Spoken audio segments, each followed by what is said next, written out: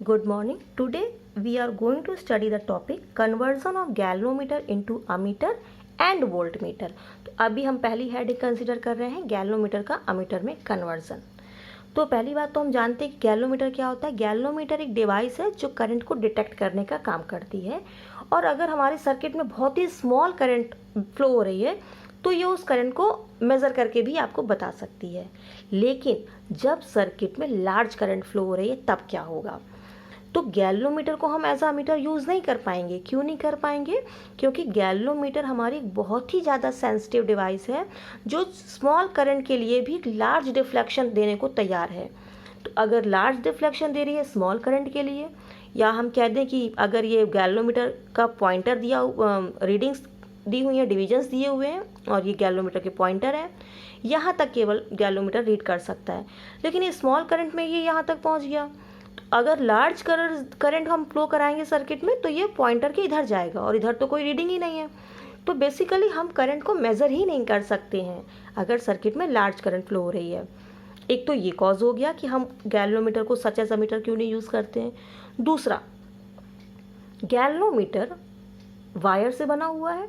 इसके अंदर वायर, जैसे आपने अभी मूविंग कॉइल गैल्वोमीटर पढ़ा तो बहुत सारी वायर रैप की गई हैं, तो उसके कारण भी एक हाई रेजिस्टेंस ये ऑफ़र करना शुरू कर देता है सर्किट में। और जब ये हाई रेजिस्टेंस ऑफ़र करेगा तो जब इससे करंट फ्लो होगी तो ये खुद ही करंट को हिंड्रेंस देना शुरू कर देगा, जिसकी वजह से सर्किट में फ्लो होने वाली करंट एक्चुअल करंट वैल्यू से डिफर देगा। ये यानी कि ये रीडिंग ही गलत बताएगा। आप कुछ और दे रहे हो लेकिन ये खुद से पास ही नहीं होने, खुद की डिवाइस गैल्वोमीटर डिवाइस से पास नहीं होने देगा, हिंड्रेंस देगा। तो जो वो रीड करेगा तो वो गलत रीडिंग रीड करना शुरू कर देगा। इसलिए हम गैल्वोमीटर को such as ammeter in the circuit नहीं यूज़ कर सकते हैं। तो दो पॉइंट्स क्लियर हुए कि गैल्वोमीटर को एज अमीटर हम क्यों नहीं यूज़ करते हैं। पहला, ये बहुत ही ज़्यादा सेंसिटिव डिवाइस है, तो लार्ज करंट के लिए फुल स्केल डिफ्लेक्शन से बियॉन्ड चला जाएगा इसका पॉइंटर, जो रीड नहीं किया जा सकता। दूसरा, इसका खुद का रेजिस्टेंस बहुत हाई है, इसलिए जब इसको सर्किट में सीरीज़ में कनेक्ट करते हैं तो ये हिंड्रेंस ऑफर करेगा और सर्किट में जो करंट फ्लो कर रही है उस करंट को ना रीड करके ये अपने से कितनी करंट फ्लो करा रहा है, कितना हिंड्रेंस के बाद बची हुई करंट को फ्लो करा रहा है, कुछ वहाँ पर उस रीडिंग को बताना शुरू कर देगा जो ओरिजिनल से डिफ़र होगी, एक्चुअल से डिफ़र होगी। तो बात आती है यहाँ पर, अगर ये हम यूज़ ही नहीं कर सकते तो हमें करंट को मेज़र करना है तो हमें क्या करना पड़ेगा? गैल्वोमीटर को अमीटर में कन्वर्ट करना पड़ेगा। तो कैसे कन्वर्ट करेंगे? सिंपल सा एक तरीका है कि हम एक स्मॉल रेजिस्टेंस को, जिसको हम यहाँ पे नाम दे रहे हैं RS, इसको हम गैल्वोमीटर के साथ पैरेलल में कनेक्ट कर देंगे। जब कोई रेजिस्टेंस हम पैरेलल में कनेक्ट कर रहे हैं गैल्वोमीटर के साथ तो उसे हम नाम दे रहे हैं शंट रेजिस्टेंस। बेसिकली ये सिंबल यही बता रहा है, S stands for the shunt resistance. यहाँ पर हम गैल्वोमीटर के साथ लगा देंगे तो उससे क्या होगा? तो ज़्यादा से ज़्यादा जो करंट हमारी फ्लो होगी वो स्मॉल रेजिस्टेंस जो हमने पैरेलल में लगाया है उसके थ्रू फ्लो होना शुरू हो जाएगी। चलिए देखते हैं कैसे। मान लीजिए कि ये हमारा गैल्वोमीटर है और हमारे जो सर्किट में करंट है वो I फ्लो हो रही है। तो I फ्लो हो रही है, I निकल के यहाँ जा रही है। इसका रेजिस्टेंस हाई है तो ये क्या करेगा? यहाँ से तो I जाएगी लेकिन ये I नहीं होगा, ये कुछ कम हो जाएगा बिकॉज ऑफ हिंड्रेंस। इसलिए अब हम इस गैल्वोमीटर को कन्वर्ट करेंगे अमीटर में। कैसे? हम इस गैल्वोमीटर के पैरेलल में एक स्मॉल वैल्यू का रेजिस्टेंस जोड़ने जा रहे हैं। इसी रेजिस्टेंस को हम कहेंगे शंट रेजिस्टेंस। अब क्या होगा? टोटल करंट हमारी I आ रही है, लेकिन यहाँ पर इस करंट को दो रास्ते मिल रहे हैं, इधर जाने के लिए भी, इधर जाने के लिए भी। इसका रेजिस्टेंस हाई है, इसका रेजिस्टेंस लो है। मान लीजिए कि ये हाई रेजिस्टेंस के कारण एक स्मॉल अमाउंट ऑफ करंट को अपने से पास करा रहा है, जिसको हम नाम दे रहे हैं I स्मॉल g। तो जो बची हुई करंट है, ये हाई रेजिस्टेंस तो है नहीं, ये तो लो रेजिस्टेंस है, तो बची हुई करंट यानी कि ज़्यादा से ज़्यादा fraction of current will passes through this resistance, और यहाँ जाके फिर ये सर्किट में जाके मिल जाएगा। तो यहाँ से लेकर ये जो हमारा नया बन गया, एक नई डिवाइस इसको कहेंगे। ये तो गैल्वोमीटर था, पैरेलल में क्या जोड़ दिया? Shunt resistance. इसकी वैल्यू क्या है? स्मॉल है। तो अब ये जो बन गया ये हो गया आपका अमीटर। ये अमीटर का कंस्ट्रक्शन है। अब बात करेंगे कि जो आप अमीटर बनाते हैं उसमें एक रेंज दी होती है कि मान लीजिए कि अमीटर कहाँ से कहाँ तक रीड कर सकते हैं। कुछ माइक्रो एम्पियर ऑर्डर के होते हैं, कुछ मिली एम्पियर ऑर्डर के होते हैं, है ना। कुछ हम कहते हैं कि 0 से 2 एम्पियर या 0 से 2 मिली एम्पियर नाप सकता है। कुछ कोई अमीटर होता है जो 0 से 3 एम्पियर नाप सकता है, या 3 माइक्रो एम्पियर या 3 मिली एम्पियर। तो कोई भी गैल्वोमीटर कितनी रेंज का बन सकता है, उसके लिए हमें इसकी वैल्यू पर वर्क करना पड़ता है कि इसकी वैल्यू डिसाइड करेगी, शंट रेजिस्टेंस की वैल्यू डिसाइड करेगी कि जो पर्टिकुलर हमारा अमीटर तैयार हो रहा है गैल्वोमीटर के पैरेलल में कनेक्ट करने पर, वो बेसिकली उसकी रेंज क्या होगी, वो कहाँ से लेकर कहाँ तक की करंट को मेज़र कर सकता है। तो देखते हैं कि क्या वैल्यू होनी चाहिए। हम यहाँ पर यही देखने जा रहे हैं कि what is the value of shunt resistance. Shunt resistance की वैल्यू क्या हो कि हम अपने डिज़ायर्ड वैल्यू का अमीटर तैयार कर सकें। ओके, कुछ टर्म्स ले लेते हैं। मान लीजिए कि कैपिटल जी जो हम एज्यूम कर रहे हैं ये है रेजिस्टेंस। किसका रेजिस्टेंस है ये? Resistance of galvanometer. ये गैल्वेनोमीटर का रेजिस्टेंस है। और आई जी क्या है? Maximum current, maximum current which can flow through galvanometer. ये क्या है आपकी? ये करंट है जो गैल्वेनोमीटर से बह सकती है, फ्लो कर सकती है। इससे ज़्यादा करंट ये अपने से अलाउ नहीं करेगा, ये मैक्सिमम है। तो मैक्सिमम है, इसका मतलब ये हुआ कि जो गैल्वेनोमीटर का जो डिवाइस आपने लैब में देखा हुआ है जब आप प्रैक्टिकल करने जाते थे, तो गैल्वेनोमीटर में डिविजन्स बने हुए हैं। तो ये कह रहा है कि अगर IG जो है वो मैक्सिमम करंट है, इसका मतलब जब ये इतनी वैल्यू की करंट फ्लो होती है तो गैल्वेनोमीटर का जो पॉइंटर है वो एकदम किनारे आ जाता है, यानी कि फुल स्केल डिफ्लेक्शन मिल रहा है इस स्मॉल करंट IG पर, जो भी है इस गैल्वेनोमीटर के लिए, जिसको मैक्सिमम करंट कह रहे हैं। इतनी करंट पर हमको क्या मिल जा रहा है? फुल स्केल डिफ्लेक्शन मिल जा रहा है। और ये जो आई फ्लो हो रही है, ये आई क्या है? इसको हम कह देते हैं ये हमारी डिज़ायर्ड करंट है। डिज़ायर्ड करंट मतलब कि जो हम अमीटर बनाना चाह रहे हैं उसकी रेंज क्या है। तो ये जो आई है ये है 0, कोई जो हम अमीटर बना रहे हैं उसकी रेंज है 0 से I एम्पियर।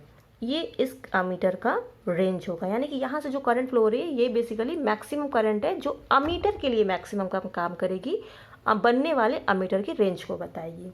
चलिए कुछ मैथमेटिकल एक्सप्रेशंस के थ्रू सॉल्व करते हैं, कुछ फिजिक्स प्रॉपर्टी लगाते हैं यहाँ पे, फिर ताकि हम RS की वैल्यू निकाल सके कि इस पर्टिकुलर I के लिए RS की वैल्यू क्या होनी चाहिए। How to calculate the value of RS। Galvanometer और ये पैरेलल में लगे हैं, यहाँ से तो क्लियर दिख रहा है। और आपको पता है कि पैरेलल में करंट या पोटेंशियल डिफरेंस, ऐसा एक पैरामीटर इन दोनों में से है जो सेम रहता है, तो वो क्या है? Potential difference. Potential difference parallel में सेम होता है, तो इसका मतलब हम लिख सकते हैं potential difference across resistance of the galvanometer is equal to potential difference across shunt resistance. ये दोनों सेम होंगे, क्यों? क्योंकि क्या है, ये पैरेलल में कनेक्ट है और पैरेलल में तो ये दोनों सेम होते हैं, तो इनकी वैल्यू होगी वो क्या हो जाएगी? पोटेंशियल डिफरेंस क्या होता है? V is equal to IR। यहाँ से कितनी करंट फ्लो हो रही है? IG, तो यहाँ का करंट और यहाँ का रेजिस्टेंस कितना है? G। Potential difference across RS, तो यहाँ से कितनी करंट फ्लो हो रही है? I माइनस IG और शंट रेजिस्टेंस RS। अब तो निकल सकता है, RS की वैल्यू निकाल लेंगे। RS की वैल्यू क्या हो जाएगी? RS is equal to IG upon I minus IG into capital G। तो बेसिकली ये हमारा फॉर्मूला हो गया कि भाई IG आपको पता है कि गैल्वेनोमीटर से कितनी करंट अलाउ कर रहा है। अगर ये आपको पता है और आपको गैल्वेनोमीटर का रेजिस्टेंस पता है, तो आप कितने रेंज का बनाना चाहते हो? मान लीजिए 3 एम्पियर की रेंज का बनाना चाहते हो तो I की वैल्यू 3 हो गई। तो 3 एम्पियर रेंज का अमीटर बनाने के लिए RS की वैल्यू आप इस फॉर्मूले से कैलकुलेट कर सकते हो। तो basically this is the formula to calculate the shunt resistance to convert galvanometer into ammeter of desired range I ampere का अगर आप बनाना चाहते हो तो उसके लिए आर एस की वैल्यू, शंट रेजिस्टेंस की वैल्यू इस फॉर्मूले से हम कैलकुलेट करेंगे। चलिए अब यहाँ से हम ये भी देख लेते हैं कि रेजिस्टेंस, ये जो बना हुआ मीटर इसका रेजिस्टेंस कितना होगा। तो क्योंकि हमें दिख रहा है कि ये और ये एक दूसरे के पैरेलल हैं, तो हम एक तरह से बात कर ले इसके इक्विवेलेंट रेजिस्टेंस की। तो हम यहाँ पे लिख सकते हैं कि मान लीजिए R is the equivalent resistance. तो इक्विवेलेंट रेजिस्टेंस क्या हो जाएगा पैरेलल के लिए, 1/G प्लस 1/RS। और जब इसको हम सॉल्व कर लेंगे तो हमें क्या मिल जाएगा, ये तो आपने क्लास 10th में बहुत किया है इसको, RS plus G 1/R।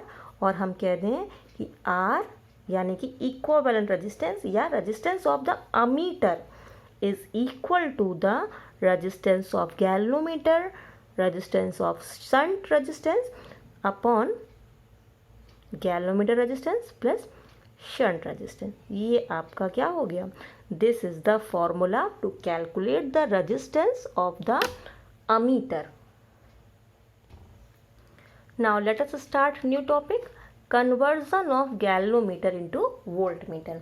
Galvanometer को वोल्टमीटर में कैसे कन्वर्ट करेंगे, तो सिंपली गैल्वेनोमीटर को वोल्टमीटर में कन्वर्ट करने के लिए हम एक हाई रेजिस्टेंस यूज़ करेंगे गैल्वेनोमीटर के सीरीज़ में। तो कितना क्या होगा ये सारी चीज़ें देख लेते हैं। टू कन्वर्ट क्या करेंगे, गैल्वेनोमीटर को वोल्टमीटर में कन्वर्ट करने के लिए हम हाई रेजिस्टेंस का यूज़ करेंगे गैल्वेनोमीटर के साथ सीरीज़ में। अमीटर के लिए क्या किया गया था, लो रेजिस्टेंस पैरेलल में। वोल्टमीटर का कन्वर्जन के लिए क्या करेंगे, हाई रेजिस्टेंस सीरीज़ में। तो हमारा जो छोटा सा सर्किट बनेगा वो क्या बन जाएगा, ये गैल्वेनोमीटर और इसके सीरीज़ में हाई रेजिस्टेंस जिसको हम नाम दे देते हैं आर। अब क्योंकि गैल्वेनोमीटर से कितनी करंट फ्लो हो सकती है, मैक्सिमम IG, तो इससे भी कितनी करंट फ्लो होगी, मैक्सिमम करंट IG ही फ्लो होगी। तो ये हमारा सर्किट में फ्लो होने वाली करंट है। कुछ टर्म्स देखते हैं, G क्या है, रेजिस्टेंस, किसका रेजिस्टेंस, गैल्वेनोमीटर का, ऑफ गैल्वेनोमीटर। V क्या है, ये हमारा होगा वोल्ट मीटर रेंज। जैसे वहाँ पर I हमारा था ना, तो वैसे ही यहाँ पर है कि वोल्ट मीटर रेंज की, हम इसी को हम सिंपली बेसिकली पोटेंशियल डिफरेंस भी कहेंगे। ये जो हम वोल्ट मीटर बना रहे हैं उसकी रेंज के लिए भी स्टैंड कर रहा है कि 0 से V कितने वोल्ट था, 3 वोल्ट का, 0 to 3, तो यहाँ पे 3 क्या हो जाएगा, V हो जाएगा। IG क्या है, स्मॉल करंट, एक तो स्मॉल है और कितना स्मॉल है, विच गिव्स, क्या देती है ये, full scale deflection. Full scale deflection यानी कि स्मॉल के साथ साथ मैक्सिमम करंट है। और आर क्या है, जो आप यूज़ कर रहे हो सीरीज़ में resistance to convert galvanometer into voltmeter. तो हम यहाँ पर यही निकालने जा रहे हैं बेसिकली कि हम डिज़ायर्ड वोल्ट मीटर का, डिज़ायर्ड रेंज का वोल्ट मीटर बनाने के लिए कितना रेजिस्टेंस का हम यूज़ करेंगे। तो हम सिंपली यहाँ पे ओम्स लॉ यूज़ करें। अकॉर्डिंग टू ओम्स लॉ क्या कहता है, V = IR। तो वही हम यहाँ पे यूज़ करेंगे कि ओम्स लॉ क्या कहता है, V = अगर ये हमारा फ्लो हो रही है तो यहाँ से लेकर यहाँ तक में पोटेंशियल क्या होगा इन दो पॉइंट्स के बीच का, V = I, कितनी करंट फ्लो हो रही है, IG, और R कितना है, क्योंकि ये सीरीज़ में है, सीरीज़ में रेजिस्टेंस तो डायरेक्टली ऐड हो जाते हैं, तो G + R। और यहाँ से हम कैलकुलेट कर लें बहुत ही आसानी से कि R की वैल्यू क्या होगी। यहाँ से हम कैलकुलेट कर लें कि R की वैल्यू क्या होगी। तो हम इसको लिख सकते हैं G + R = V/IG, और R = V/IG माइनस क्या हो जाएगा, G। This is the value of resistance to convert galvanometer into voltmeter of desired range 0 to V। और इस केस में जो वोल्टमीटर बना उस वोल्ट मीटर का रेजिस्टेंस क्या हो जाएगा। वोल्ट मीटर में रेजिस्टेंस की अगर हम बात करें तो क्योंकि यहाँ पर हमारे दो रेजिस्टेंस है, गैलोमीटर का रेजिस्टेंस और ये सीरीज में कनेक्ट रेजिस्टेंस, तो टोटल रेजिस्टेंस कितना हो जाएगा, जो भी टोटल होगा वो वोल्ट मीटर का रेजिस्टेंस कहलाएगा। तो G प्लस R, ये आपका गैलोमीटर का टोटल रेजिस्टेंस हो गया। चलिए, अब इतना कुछ गैलोमीटर के बारे में पढ़ा है तो थोड़ा सा उसकी सेंसिटिविटी के बारे में भी पढ़ लेते हैं। हम पढ़ेंगे current sensitivity of the galvanometer और पढ़ेंगे voltage sensitivity of the galvanometer. तो पहले हम स्टार्ट करते हैं करंट सेंसिटिविटी। ये क्या होती है, जब सर्किट से करंट फ्लो हो रही है, गैल्वेनोमीटर लगा हुआ है तो गैल्वेनोमीटर डिफ्लेक्शन देगा। जब गैल्वेनोमीटर का पॉइंटर यहाँ से डिफ्लेक्शन देगा, कितना डिफ्लेक्ट हुआ और कितनी करंट फ्लो हो रही है। तो basically current sensitivity is deflection per unit current. अगर हम कहते हैं कि अल्फा यहाँ पे डिफ्लेक्शन है और आई क्या है, current flowing through the galvanometer, तो करंट सेंसिटिविटी क्या हो जाएगी, deflection upon current, deflection per unit current. अब थोड़ा सा हम इसको रिकॉल करते हैं, कौन सी थ्योरी, मूविंग कॉइल गैल्वेनोमीटर की थ्योरी थोड़ा सा रिकॉल करते हैं, जिसमें हम लोगों ने ये स्टडी किया था कि जो करंट फ्लो हो रही है उसमें टॉर्क लग रहा है, नीचे सस्पेंशन हो रहा है, वायर जो लगी हुई है ट्विस्ट हो रही है, तो कुछ इक्विलिब्रियम की कंडीशन आती है और उससे हम वहाँ पर फाइंड आउट कर लिए थे कि जो करंट है गैल्वेनोमीटर में that is equal to the K अपॉन N B A और साथ ही साथ ये एंगुलर ट्विस्ट, जहाँ पर ये आपका जो K था ये आपका torque per unit angular twist था, या इसी को हम लोगों ने वहाँ पर क्या स्टडी किया था, वहाँ पर हमने इसका एक और नाम दे रखा था, वहाँ पर हमने इसको स्टडी कर लिया था कि restoring couple per unit angular twist. तो ये जो स्मॉल K था ये आपका जो ट्विस्टिंग हो रही है, जो पॉइंटर ट्विस्ट हो रहा है, मुड़ रहा है, तो पर यूनिट ट्विस्ट में कितना टॉर्क लग रहा है, ये उस K को रिप्रेजेंट कर रहा था। N क्या था, total number of turns in the जो आप एक कॉइल बना रहे थे उसमें टोटल नंबर ऑफ टर्न्स कितने हैं कॉइल में, उसके बारे में बात की गई थी। B क्या था, मैग्नेटिक फील्ड जिसमें वो कॉइल रखी हुई थी। और A क्या था, जो कॉइल आपने बनाई है, सर्कुलर फॉर्म में बनाई या रेक्टेंगुलर फॉर्म में बनाई, उसका एरिया ऑफ क्रॉस सेक्शन कितना था। और अल्फा क्या है, ये डिफ्लेक्शन है। तो वहाँ से एक फॉर्मूला निकल कर आया था हमारे सामने, I is equal to this much. तो थोड़ा सा इसी से अगर हम निकालना चाहें करंट सेंसिटिविटी का फॉर्मूला, तो करंट सेंसिटिविटी हमारी क्या होती है, अल्फा अपॉन आई। तो अगर हम अल्फा अपॉन आई निकालना चाहें, अल्फा अपॉन आई, ये आई इधर आ जाएगा और तो ये सारा इधर ले जाए तो हमारा क्या बन जाएगा, NBA अपॉन K। इसको हम चाहे तो एक नया कांस्टेंट भी कह सकते हैं, इसको हम कैपिटल K भी मान लेते हैं। ये आपका करंट सेंसिटिविटी का फॉर्मूला हो गया, current sensitivity of the galvanometer which is given by number, total number of turns, magnetic field, area of cross section, साथ ही साथ किस पर डिपेंड कर रही है, क्या है ये, टॉर्क पर यूनिट ट्विस्ट, इन चीज़ों पर ये यहाँ पर डिपेंड कर रही है। तो ये तो आपका करंट सेंसिटिविटी का फॉर्मूला हो गया। अब थोड़ा ये देख लेते हैं कि current sensitivity of the galvanometer हम कैसे चेंज कर सकते हैं। भाई हम चाहेंगे कि वो ज़्यादा सेंसिटिव हो, तो हम ये चाहेंगे कि हम उसकी सेंसिटिविटी को बढ़ा सकें। तो बढ़ाने के लिए तो हम यहाँ पे देख रहे हैं ये N B A K पता नहीं कहाँ कहाँ किन किन चीज़ों पर डिपेंड कर रहा है। तो क्या हम इन सारी चीज़ों को वेरी करा के करंट सेंसिटिविटी बढ़ा सकते हैं? तो यहाँ पर एक बात आती है, नहीं, हम ऐसा नहीं कर सकते। क्यों नहीं कर सकते, क्या प्रॉब्लम आएगी, ये देख लेते हैं। नंबर ऑफ टर्न्स, यानी कि नंबर ऑफ टर्न्स आप रैप करते जा रहे हो, तो एक तरह से क्या बढ़ा रहे हो, आप बढ़ा रहे हो वायर की लेंथ। और वायर की लेंथ अगर आप बढ़ा रहे हो तो आप क्या बढ़ाते जा रहे हो, रेजिस्टेंस ऑफ द गैल्वेनोमीटर। और अभी हम लोगों ने देखा कि अगर रेजिस्टेंस ऑफ द गैल्वेनोमीटर तो वैसे भी हाई होता है, अगर हम वायर की संख्या बढ़ा देंगे, टर्न्स की संख्या बढ़ा देंगे, तो हमारा रेजिस्टेंस और हाई हो जाएगा, तो उससे और स्मॉल करंट फ्लो करेगी, वो और ज़्यादा करंट को हिंड्रेंस देगा। इसलिए एन को हम बहुत ज़्यादा इंक्रीज नहीं कर सकते हैं करंट सेंसिटिविटी को बढ़ाने के लिए, हम इसको नहीं बढ़ा सकते, बहुत ज़्यादा नहीं बढ़ा सकते। दूसरी बात आती है एरिया।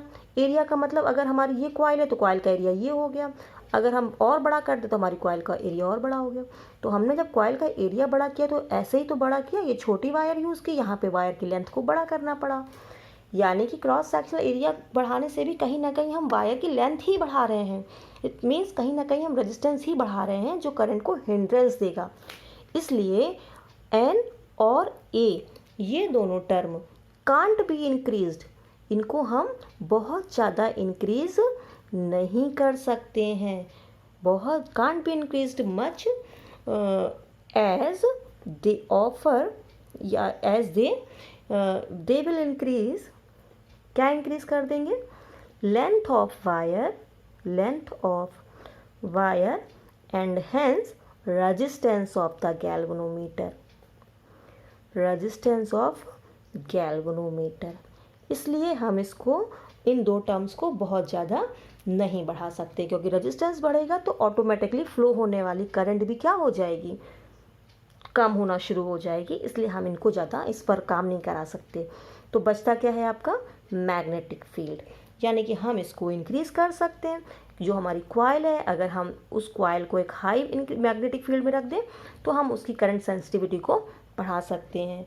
साथ ही साथ अगर हम बात करें एंगुलर ट्विस्ट को, तो ये तो नीचे है, इसको हम रिड्यूस कर सकते हैं, इसको हम कम कर सकते हैं। लेकिन कम कैसे करेंगे? ये जो के है इसको, क्योंकि डिनोमिनेटर में कम किया तो रिड्यूस करना पड़ेगा। तो रिड्यूस करने के लिए हम क्या कर सकते हैं? हम किस वायर की जो हम पॉइंटर को अटैच कर रहे हैं, गैल्वेनोमीटर के पॉइंटर को जो हम नीचे की तरफ अटैच कर रहे थे, हम इस अटैच वायर के मटेरियल पे बात कर सकते हैं कि हम कैसा मटेरियल यूज़ करें कि जिसके लिए एंगुलर ट्विस्ट कम हो जाए। तो हम इसके लिए यूज़ कर सकते हैं क्वार्ट्ज फाइबर सस्पेंशन। हम इस वायर को अगर क्वार्ट्ज फाइबर को यूज़ करेंगे, उससे इसको सस्पेंड करेंगे, तो हमारा के उस पर्टिकुलर फाइबर के लिए कम होता है, जिससे कारण हम करंट सेंसिटिविटी को बढ़ा सकते हैं। तो ये तो हमारी बात हो गई करंट सेंसिटिविटी की। अब हम पढ़ेंगे वोल्टेज सेंसिटिविटी। चलिए वोल्टेज सेंसिटिविटी देख लेते हैं। Voltage sensitivity of the galvanometer क्या होगी? करंट सेंसिटिविटी क्या होती है? Deflection per unit current. तो वोल्टेज सेंसिटिविटी क्या हो जाएगी? Deflection per unit voltage. और इसको क्या लिखा जाएगा? अल्फा अपॉन वी, यानी कि डिफ्लेक्शन पर यूनिट वोल्टेज। और ओम्स लॉ को यूज़ करें तो हमें पता है ना, V is equal to I R, जहाँ आई करंट है, आर क्या है? रेजिस्टेंस। तो वोल्टेज सेंसिटिविटी हमारी क्या हो जाएगी? Alpha upon I R. हम इसको ऐसे भी लिख सकते हैं। अच्छा, अल्फा अपॉन आई क्या है? आपकी करंट सेंसिटिविटी। तो बेसिकली हम इसको लिख सकते हैं करंट सेंसिटिविटी अपॉन आर। हम इसको ऐसे भी लिख सकते हैं। और हम इसका फॉर्मूला और अच्छा लिखना चाहें तो हम लिख सकते हैं कि हमें पता है अल्फा अपॉन आई क्या होता है। अल्फा अपॉन आई हमारा होता है NBA अपॉन स्मॉल के, ये आपका अल्फा अपॉन आई हो गया, इंटू 1 अपॉन आर। तो फॉर्मूला क्लियर हो गया। वोल्टेज सेंसिटिविटी का फॉर्मूला क्या है? NBA अपॉन के इंटू 1/r, या simply current sensitivity upon R. अब यहाँ से एक इम्पॉर्टेंट क्वेश्चन एग्जाम्स में बन जाता है कॉन्सेप्चुअल प्रॉब्लम के लिए कि क्या, क्योंकि यहाँ से दिख रहा है, यहाँ से तो यही दिख रहा है कि voltage sensitivity is directly proportional to current sensitivity. तो यहाँ से क्वेश्चन बनता है कि क्या करंट सेंसिटिविटी इंक्रीज करने से वोल्टेज सेंसिटिविटी बढ़ जाएगी? क्या क्वेश्चन बना कि क्या क्वेश्चन बन रहा है कि on increasing the current sensitivity, कि अगर हम करंट सेंसिटिविटी को बढ़ा दें, current sensitivity, the voltage sensitivity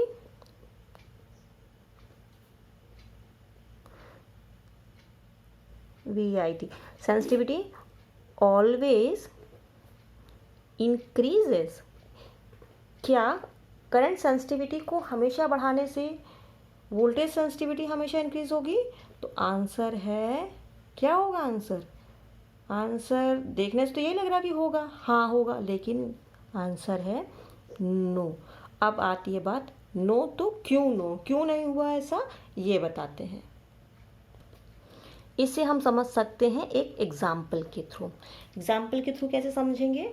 कि मान लीजिए कि हम जो टर्न्स हैं उनको हम बढ़ा के 2n कर दे रहे हैं भाई, क्योंकि करंट सेंसिटिविटी का मतलब तो यही हुआ ना, NB/K। तो n को बढ़ा दिया तो करंट सेंसिटिविटी बढ़ गई।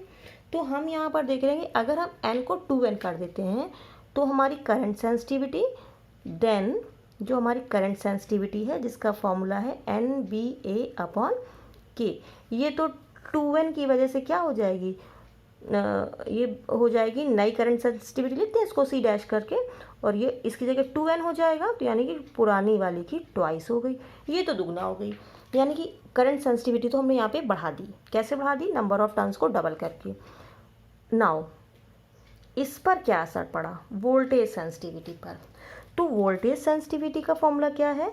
NBA/K और साथ ही साथ R।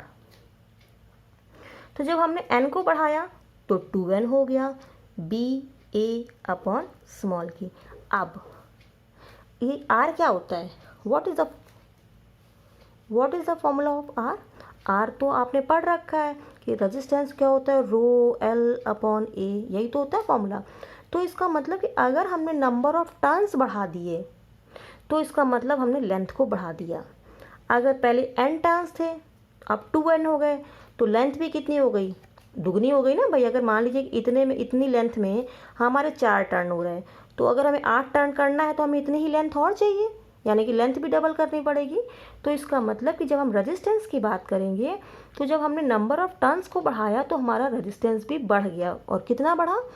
जितना टाइम्स हमने नंबर ऑफ टर्न्स को बढ़ाया उतने ही टाइम्स हमारा रेजिस्टेंस भी बढ़ गया, और नया रेजिस्टेंस हमारा हो जाएगा पुराने रेजिस्टेंस का दुगना। और जब दुगना हो गया तो दोनों कैंसिल हो गए। तो जो हमारी नई वोल्टेज सेंसिटिविटी हुई वो तो पुरानी के सेम रही।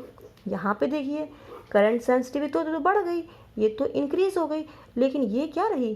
कांस्टेंट रही।